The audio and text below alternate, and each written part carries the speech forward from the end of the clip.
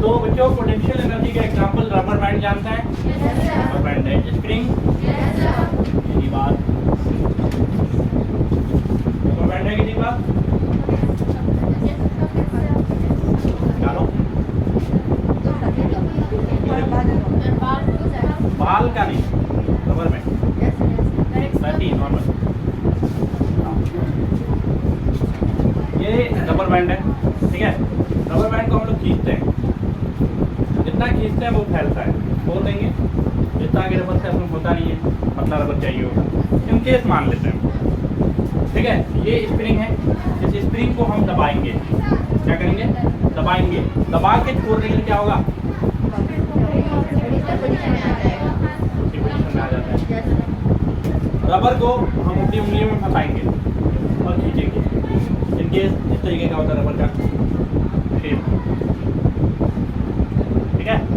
यहाँ पे हमारी फिंगर है, यहाँ पे हमारी फिंगर है, फिंगर में फंसा दिए, फंसा के खींचेंगे, यही शेप बनेगा, ठीक है। खींचेंगे, खींचने के बाद जो छोड़ेंगे वो क्या होगा?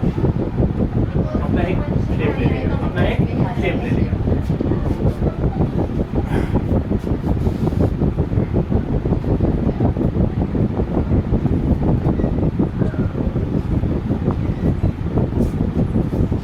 बहुत सारे एग्जाम्पल आप लोग को मिल जाएंगे। और आपने तीरंदाजी देखा है? तीरंदाजी में क्या होता है? धनुष होता है, धनुष होता है, धनुष से यहाँ पे बाण फंसाया जाता है, ठीक है। इसे खींचा जाएगा, छोड़ दिया जाएगा, ठीक है। ये सारी चीजें जो है किसके बेस पे है? तीरंदाजी, ये सारी चीजें पोटेंशियल एनर्जी की बेस पे। हमने ऐसे खींचा, हमने रबर को जब खींचा, हमने स्प्रिंग को जब दबाया, हमने स्प्रिंग को जब फैलाया, ये तमाम चीज़ों में हमने क्या किया? उसके अंदर एनर्जी भर दिया, उसके अंदर क्या कर दिया? एनर्जी भर दिया।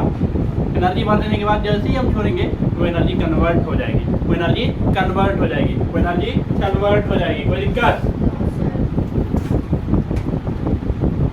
अच्छा, बहुत सारे एग्जाम्पल आपको मिल जाएंगे, तो लिखिए energy convert in the one two another form. पहली लाइन सबसे इंपॉर्टेंट लाइन, यहाँ पे ये वर्ड इस्तेमाल हो गया ना कि एनर्जी कन्वर्ट हो गया।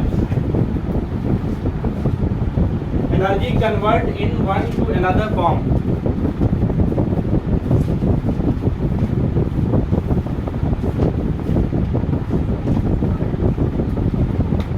वन टू अनदर फॉर्म कैसे भाई?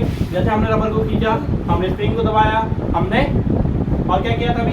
तीरंदाजी के लिए जैसे अपने हाथ को खींचा, हैमर को उठाया था, तमाम चीज़ों में एनर्जी कन्वर्ट हो रही है। एनर्जी एक चीज़ में भर दे रहे हैं, फिर वो किसी और चीज़ में चेंज हो जा रही है, वो और किसी चीज़ में चेंज हो जा रही है, वो और किसी चीज़ में चेंज हो जा रही है। बात समझ आ गया? आगे लिखिए अगली लाइन में। ये एक नॉर्मल लाइन था, लिखवा दिया है। इसके बारे में बात करेंगे हम लोग कंजर्वेशन ऑफ एनर्जी में, बात करेंगे इस टॉपिक के बाद, वही टॉपिक है। अभी बात करते हैं इन द एबव सिचुएशन। ये तमाम जो सिचुएशन है, in the above situation the energy get stored due to the work done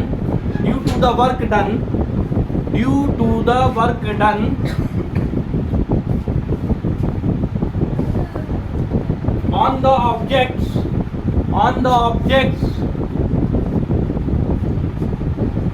the energy transfer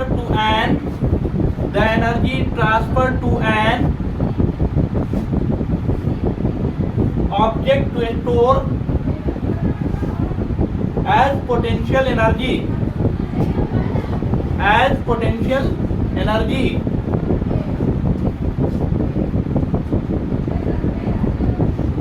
if it is not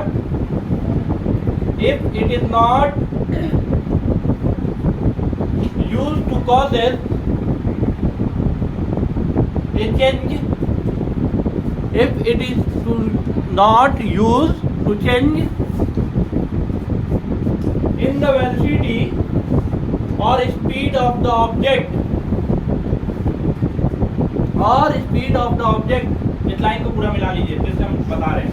In the above situation the energy gets stored due to the work done on the object, the energy transferred to an object to store as potential energy if it is not used to causes a change in the velocity or speed of the object. Speed of the energy की बात नहीं की हमने, अब हम potential energy की बात कर रहे हैं। किसकी बात कर रहे हैं? पोटेंशियल एनर्जी की बात कर रहे हैं। तो लिखिए potential energy,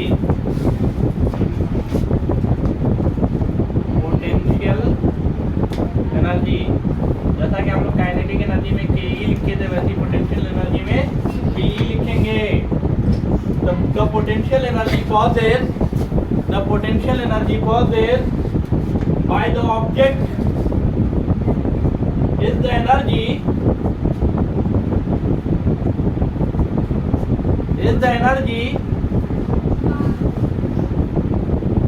present in it by virtue of its position or configuration. फिर से लाइन शुरू से सुनिए। The potential energy possessed by the object is the energy present in it by virtue of its position or configuration.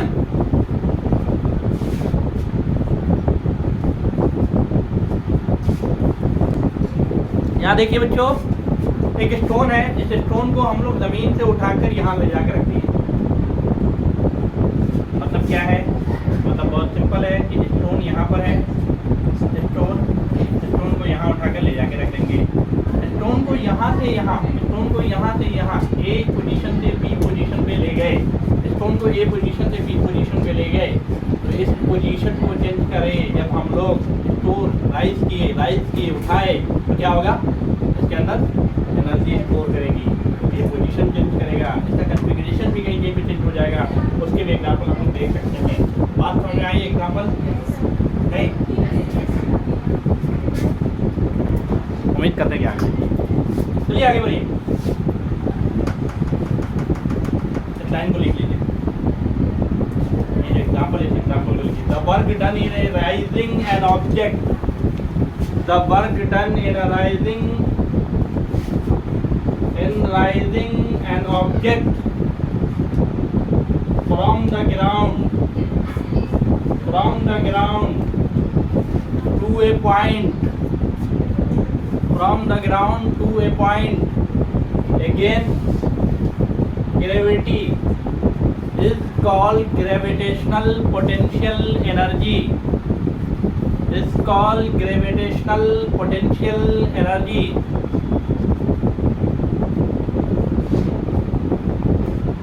IPL बात समझ में? क्या कहा गया? कहा यह गया मेरे बच्चों कि work done is rising an object, एक ऑब्जेक्ट को नीचे से उठाकर ऊपर लाकर रखते हैं। इस एग्जाम्पल में देख लीजिए। ऐसे कंडीशन में क्या होगा कि पॉइंट अगेंस्ट ग्रेविटी के अगेंस्ट में जब हम ये काम करते हैं तो क्या होता है कि पोटेंशियल एनर्जी कैसी होती है? ग्रेविटेशनल पोटेंशियल एनर्जी कहलाती है।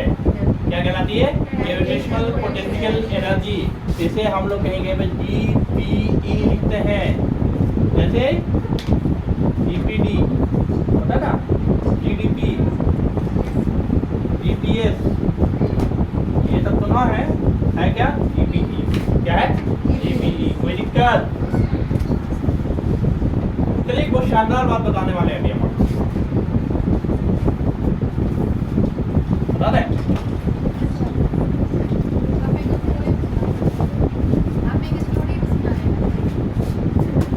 पावर में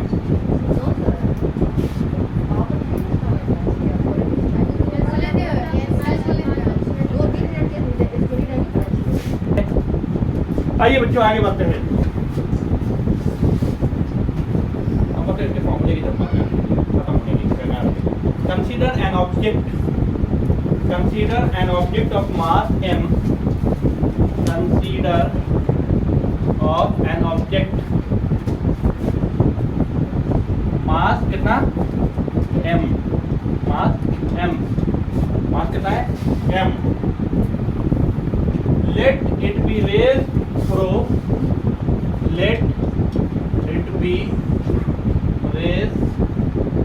फ्रॉम कितना हाइट h, रो रो रो रो, कोई दिक्कत, हाइट h लिखेगा, sorry throw height h, height h सब लोग समझ आएगा, through height h from the ground. ये बात याद रखिएगा, पोटेंशियल एनर्जी कभी भी कहाँ से होगी, ग्राउंड से जोड़ी जाएगी। पोटेंशियल एनर्जी हमेशा कहाँ से जोड़ी जाएगी, ग्राउंड से। पोटेंशियल एनर्जी हमेशा कहाँ से जोड़ी जाएगी, ग्राउंड से। ये बहुत रटे एप्लीकेशन वाली बात है, मतलब कि रटो नहीं लेकिन याद रखो। एग्जाम्पल के तौर पे आपको और भी एग्जाम्पल दिए जाएंगे, और वैसे अभी जितने भी एग्जाम्पल दिए गए तमाम एग्जाम्पल आपको दिखाएंगे जमीन से उठाने की बात की। आइए बात करते हैं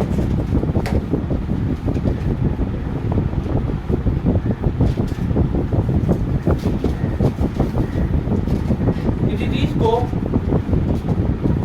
शिफ्ट करने के लिए, किसी चीज को ऊपर से नीचे उठाने के लिए कितनी फोर्स की जरूरत है। इस टॉपिक से रिलेटेड बात है, मतलब इस क्वेश्चन से रिलेटेड बात है, तो हम सिर्फ सुनाते हैं आपको बात। A force is required to do this, the minimum force required to the raise the object, minimum force मतलब कम से कम फोर्स कितनी चाहिए, object is equal to the weight of object, weight of object के बराबर मिनिमम फोर्स चाहिए उसको।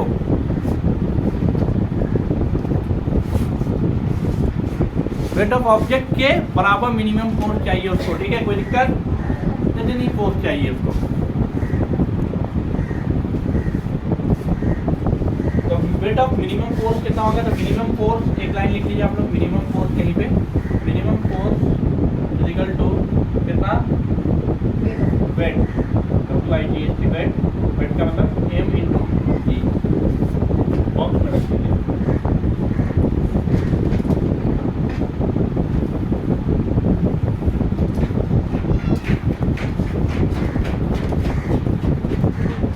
चलिए अब इसके फॉर्मूले की तरफ बढ़ते हैं, इसको उठा दें हम, ठीक है भाई। फोर्स कितना है, मास इंटू ग्रेविटी, हाइट कितना है, मतलब डिस्प्लेसमेंट कितना है, हाइट, कोई दिक्कत। फॉर्मूला क्या होता है इसका, W इक्वल टू mg, ये फॉर्मूला होता है ना।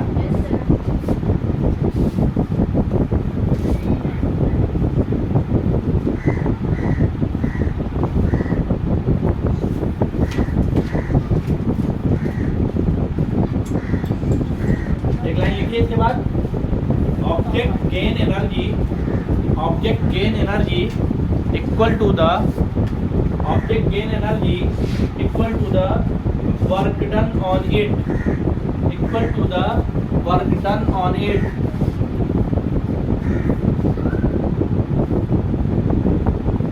इस क्वेश्चन को ड्राइव करने का कुछ तो है नहीं पंगा इसमें, आप आराम से खुद कर सकते हैं, इसमें कुछ है नहीं, आप कर लीजिएगा, हाइट वाला फॉर्मूला लगा देंगे उससे निकल जाएगा।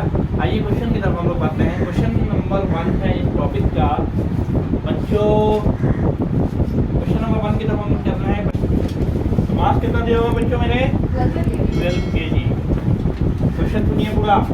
ए object of mass 12 kg is at a certain height above the ground, ground से सर्टेन हाइट पर ये मास है, ठीक है।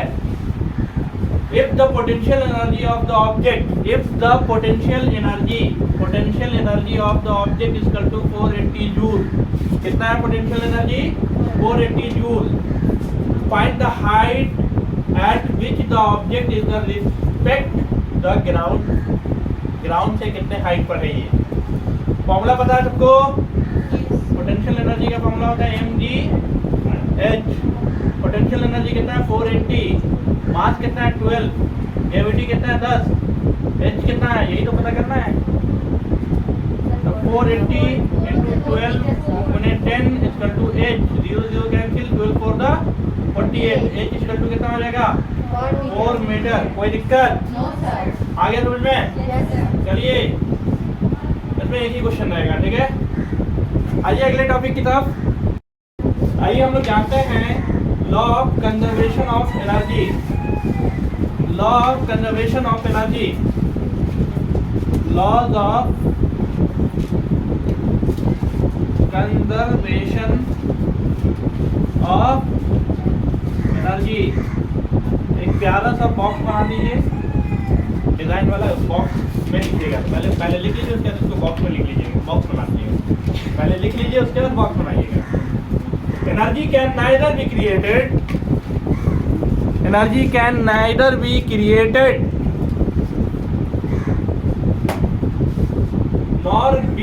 nor destroyed. It can only be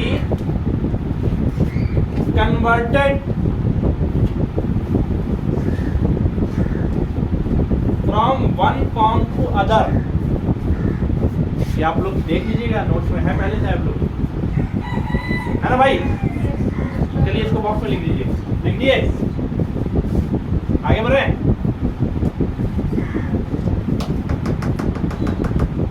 इस बात का क्या मतलब है? इस बात का मतलब ये है बच्चों, क्या मतलब है वो मतलब सुन लीजिए, सुनिएगा क्या लिखे लीजिए। द टोटल एनर्जी बिफोर, पहले की energy, the total energy before and after the transformation, and after the transformation remains the same,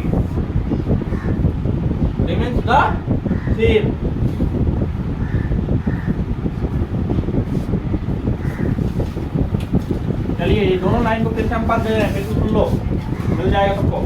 energy can neither be created nor destroy, it can only be converted या convert from one form to other. ये हो गया। दूसरी line ये था बच्चों कि the total energy before and after the transformation of energy at same रहेगा। कोई दिक्कत? चलिए इसके एक एग्जांपल पे बात करते हैं। आपको पता है कि लाइट कहाँ से आती है? डैम से आती है या कोयले से आती है। तो हम डैम की बात करते हैं। तो डैम जानते हैं आप लोग? चलिए भाई ये डैम है, डैम में पानी है, डैम में पानी होगा। पानी जो है यहाँ से निकला और यहाँ पे प्यारा सा टरबाइन है। क्या है? टरबाइन है। टरबाइन पे पानी गिरा, टरबाइन नाचा, गुल गुल गुल गुल गुल गुल, टरबाइन गुल गुल गुल नाचेगा, टरबाइन नाचेगा। तो पानी क्या है भाई?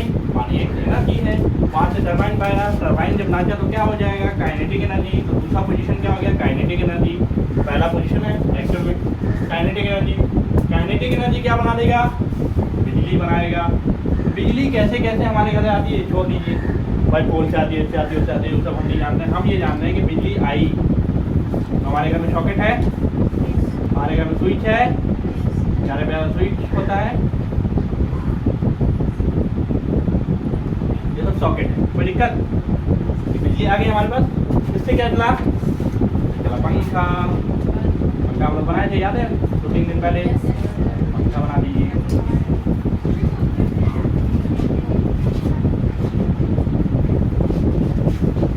चलेगा, गोल गोल पंखा घूमेगा। पंखा क्या करेगा? गोल गोल घूमेगा। तो अगर हमने कहा कि पंखा चल रहा है, इसका क्या मतलब है? अगर हमने कहा कि पंखा चल रहा है, इसका क्या मतलब है? इसके अंदर इलेक्ट्रिक एनर्जी आई, मतलब ये मैकेनिकल एनर्जी है। ये क्या है? मैकेनिकल एनर्जी है। ये क्या है? मैकेनिकल एनर्जी है। ये क्या है? इलेक्ट्रिकल एनर्जी है। E electrical energy, M mechanical energy और के काइनेटिक एनर्जी। तो कन्वर्ट हुआ या नहीं हुआ? हो गया। कोई दिक्कत? चलिए भाई, टोटल मैकेनिकल एनर्जी क्या होगा? टोटल मैकेनिकल एनर्जी क्या होगा? आप लोग जानते हैं kinetic energy plus potential energy. चलो बच्चों लिख लो, फटाफट लिख लो। चलिए तो बात समझने की कोशिश कीजिए। ग्राउंड से एकदम फटाफट, ग्राउंड से एक सामान ए पोजीशन पे रखा हुआ है, इसकी हाइट h दी हुई है।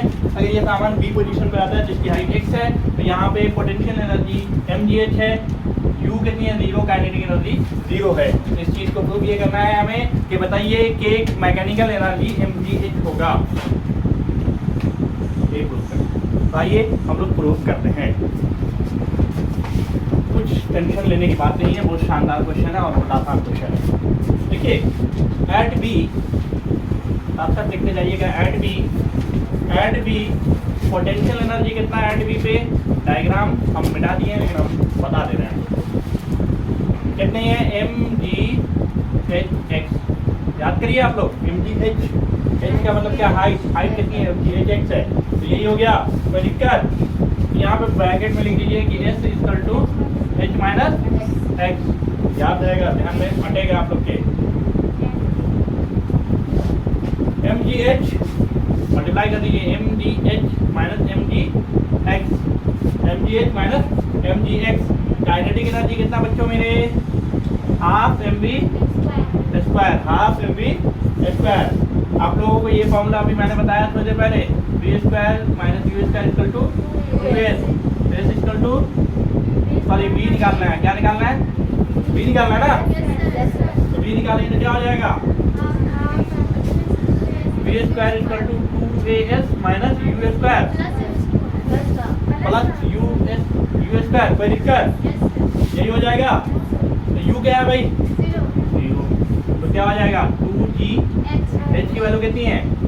h minus x। क्या हो जाएगा? 2gh minus 2gx। कोई दिक्कत? v स्क्वायर की वैल्यू है ये, ठीक है। तो आ जाइए, डाल लीजिए भाई, हाफ m, v स्क्वायर की वैल्यू कितनी है? 2gh, ऐसे नहीं लिखो, कहीं रहने दो। 2gh माइनस x, 2 कैंसिल, क्या बचा? mgh minus mgx। Kinetic energy और पोटेंशियल एनर्जी बराबर हो गई या नहीं? काइनेटिक एनर्जी की वैल्यू ये आ गई, पोटेंशियल एनर्जी की वैल्यू ये है, ठीक है। नहीं, गड़बड़ कर दिया हम लोगों ने। ये क्या है? Kinetic energy. यहाँ पर जो फॉर्मूला देखो, फिर से देखो, ये टोटल हाइट कितनी की h, ए पोजीशन से बी पोजीशन पे आया, ये हाइट कितनी है? x है ना, तो सिर्फ इसकी हाइट कितनी हो जाएगी? x होगी ना, इसकी हाइट कितनी होगी? x होगी। तो ये कितना हो जाएगा? हाफ 2gx, और m पहले से तो 2 कैट गया, mgx हो गया। काइनेटिक एनर्जी कितना हो गया? mgx हो गया। तो यहाँ पे डालेंगे हम लोग काइनेटिक एनर्जी को। मैकेनिकल एनर्जी का फॉर्मूला लगाइए। मैकेनिकल एनर्जी इक्वल टू क्या होता है? Potential energy plus kinetic energy. Potential energy कितना है बच्चे मेरे? mgh minus mgx plus mgx, ये कैंसिल, तो क्या बचा? mgh। हो गया प्रूफ? कोई दिक्कत? यही प्रूफ करना था। We find the during the free fall of the object, the decrease in potential energy। जैसे लिखिए, we find that during the free fall of the object, the decrease in potential energy at any point in its path appear as an equal amount of increased potential energy, the increase in kinetic energy, increase in kinetic energy। फिर से सुन लीजिए शुरू से। We find that during the free fall of the object, the decrease in potential energy at any point in its path appear as an equal amount of increase in kinetic energy।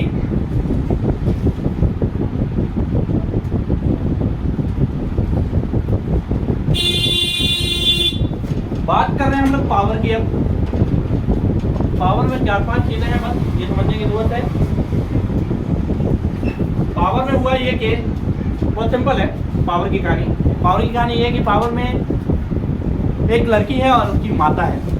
एक लड़की है और उसकी माता है, मतलब बेटी और माँ, दोनों मार्केट गए, बड़े से मॉल में गए, बिग बाजार में गए, तो बिग बाजार में, वहाँ से वो लोग निकले। दोनों लोग स्कूटी से आए थे। स्कूटी तक जाने के लिए वहाँ से निकले। वहाँ से निकलने के बाद दोनों लोगों ने 10-10 kg का सामान लिया। डिस्टेंस सेम था पार्किंग की, मॉल से पार्किंग तक की डिस्टेंस सेम थी। तो बेटी जो है चिंकी आराम से वहाँ पे पहुँच गए। कितने मिनट में? 2 मिनट में पहुँच गए। माता जी को टाइम लग गया 4 मिनट। तो बताइए पावर किसके पास ज़्यादा है? चिंकी के पास ज़्यादा है। जिसने सबसे जल्दी काम कर लिया उसके पास पावर ज़्यादा है। काम दोनों ने किया, लेकिन जिसने जल्दी किया उसके पास पावर ज़्यादा है। कहानी समझ में आ गई? आइए पावर की तरफ बढ़िए। तो इसको एग्जाम्पल के तौर पे लिख लीजिए आप लोग। लिखने की क्या जरूरत, याद आएगा ना? तो ये बता दीजिए। देखिए अब आगे, कंसीडर टू चिल्ड्रेन, एनसीईआरटी की लाइन लिखवा रहे हैं हम। Consider two children say A and B, consider two children say A and B, let us say the weight the same, let us say the weight the same, weight क्या है दोनों का same है, weight the same, both start climbing, both start climbing, both start climbing, both start climbing up a rope separately, both reach height, both reach height, both reach height of 8 meter.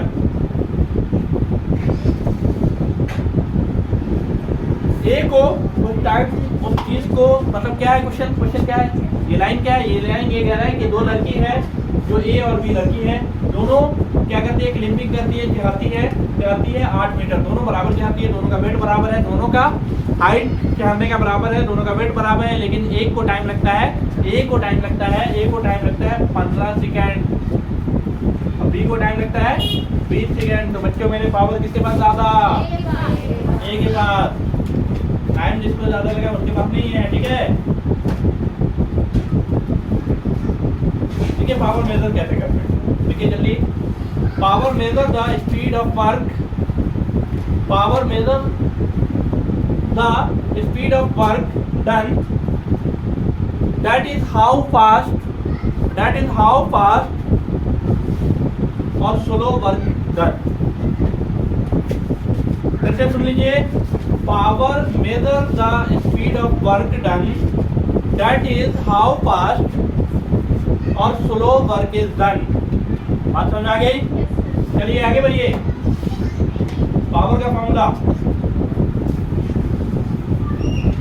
Formula आता है work done upon time, नहीं time taken, ज्यादा बच्चे पक्के नहीं करो, time और time taken में थोड़ा सा फर्क है। चलिए दूसरा फॉर्मूला भी पावर का लिख लीजिए, पावर का दूसरा फॉर्मूला लिख लीजिए, पावर एनर्जी कंज्यूम,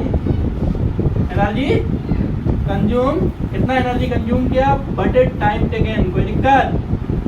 ये फॉर्मूला भी अच्छा इस्तेमाल भी कहीं पे होता है, energy consume by time taken. कोई दिक्कत? ठीक है 3-4 लाइन और। द यूनिट ऑफ पावर वाट, देखिए जल्दी पहला line, the unit of power is what, the unit of power is what, W से शो करते हैं। कोई दिक्कत? ये किनके ऑनर में है? ऑनर जेम्स वाट, ये महान साइंटिस्ट थे। महान साइंटिस्ट की पैदाइश हुई थी 1736 में, 1819 में दुनिया से चले गए। 1736 में हुई, 1819 में दुनिया से चले गए। कोई दिक्कत? इसका ऐसा यूनिट क्या होता है? 1 watt equal to 1 joule upon 1 second. तो ऐसा यूनिट क्या हो जाएगा? 1 जूल पर सेकेंड। कोई दिक्कत? लार्जर यूनिट के लिए इसका ऐसा यूनिट क्या होता है? Kilo watt. क्या होता है?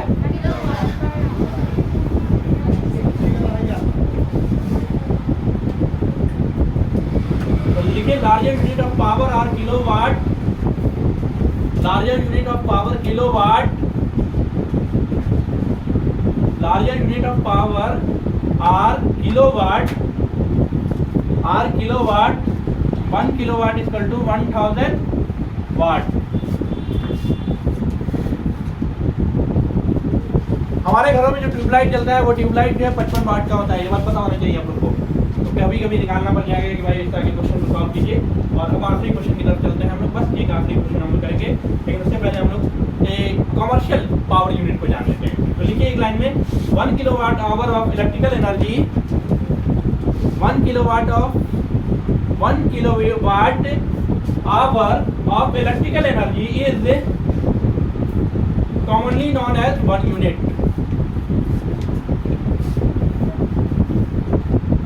Kilowatt hour of electrical energy is commonly known as 1 unit. Commercial इसके बाद तो क्वेश्चन भी हो जाएगा और टॉपिक भी हो जाएगा। ठीक है, क्या है कि हमारे घरों का जो यूनिट निकाला जाता है वो 1 घंटे में कितना किलोवाट यूज के उससे यूनिट निकलता है। 7 यूनिट, 70 यूनिट, 50 यूनिट, ये हमारे घरों का यूनिट बताया जाता है। अब आखिरी क्वेश्चन है इस टॉपिक का, तो शानदार टॉपिक है 1 किलोवाट आवर इक्वल टू कितना होगा। यही क्वेश्चन है, 1 किलोवाट आवर इक्वल टू कितना होगा। तो हम लोग जानते हैं कि 1000 वाट आवर, कोई दिक्कत। 1 आवर में कितना मिनट सेकंड होता है, 1 आवर में 60 मिनट और 60 1 मिनट में 60 सेकंड, तो कितना हो जाएगा 36 सेकंड। तो जाइए यहाँ देख लीजिए, इसको मल्टीप्लाई कर दीजिए 3600 सेकंड, और ये क्या है भाई वाट। कोई दिक्कत। इसका ऐसा यूनिट क्या होता है, पहले तो आप 36 इंटू 1 कितना कर दिया, 36 कितना जीरो है 5 जीरो, कितना 5 जीरो, तो 1 पर 5 जीरो। आप जानते हैं जूल पर सेकंड होता है इंटू सेकंड, तो सेकंड कैंसिल। कोई दिक्कत। कितना आ गया 3.6 इंटू 10 की पावर 6 जूल। हो गया। तो बच्चों ये शानदार से सेशन, शानदार से 1 शॉट क्लास खत्म हुआ आपका।